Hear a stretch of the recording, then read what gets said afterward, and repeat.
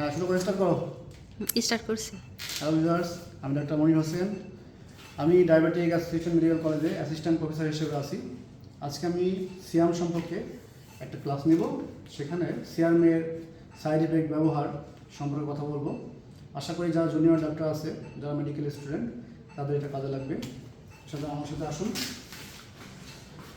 এটা হচ্ছে একটি সিয়াম মেশিন। এই সিয়াম মেশিনের কিছু পার্ট থাকে। পার্টের মধ্যে হচ্ছে মেইন পার্ট, এটা হচ্ছে আমাদের সিয়াম মেশিনের কন্ট্রোল প্যানেল এখানে থাকে। এটা হচ্ছে ডিসপ্লে মনিটর, এখানে কন্ট্রোল করা যায় এবং ডিসপ্লেও দেখা যায়। এদিকে আছে, এটা হচ্ছে সিয়াম শেপের মতো দেখতে, সি এর মতো দেখতে, এজন্য এর নাম হচ্ছে সিয়াম মেশিন। উপরের দিকে আছে হচ্ছে ইমেজ ইন্টেন্সিফায়ার, আর নিচের দিকে হচ্ছে এক্সরে। এখান থেকে এক্সরে টিউব, এখান থেকে এক্সরে রেডিয়েশনটা আসে, আমাদের এখানে বডি থাকে।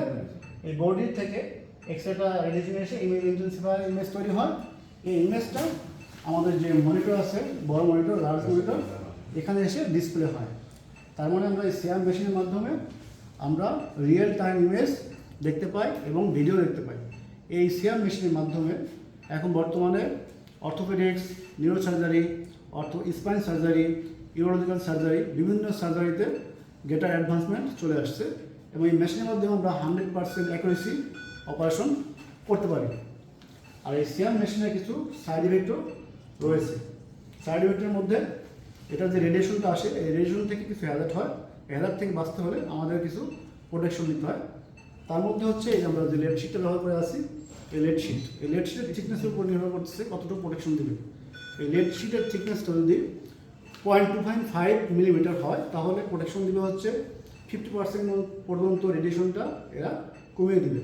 আর থিকনেস আমরা যেটা ইউজ করি, এটা হচ্ছে 0.5 মিলিমিটার। এই থিকনেসের কারণে আমাদের মোর দেন 90% এক্সপোজারটা এটা কমিয়ে দেয়, প্রিভেন্ট করে। এখন আসি একটা এক্সপোজারে কতটুকু পরিমাণ রেডিয়েশন আমরা পাচ্ছি। একটা পার শর্টে 0.1 থেকে 0.5 মিলিসিভার্ট পর্যন্ত রেডিয়েশন হতে পারে। আর যদি এটা দীর্ঘক্ষণ এক্সপোজার থাকা হয়, সেক্ষেত্রে তাদের চান্স বেশি। এখন আমরা আসি কারা কারা এর মধ্যে ঝুঁকিপূর্ণ। যারা ডক্টর, সিস্টার, ওটি বয়, ওটিতে যারা কাজ করে, তারা এরা রিস্কের মধ্যে থাকে। এজন্য আমরা যারা কাজ করব, আমরা রেড শিল্ড ইউজ করব। থাইরয়েডের যে শিল্ড আছে আমাদের, থাইরয়েড শিল্ড আমরা ইউজ করি। আর যত কম সময় আমরা এটা রেডিয়েশনটা ইউজ করতে পারি, তত ভালো।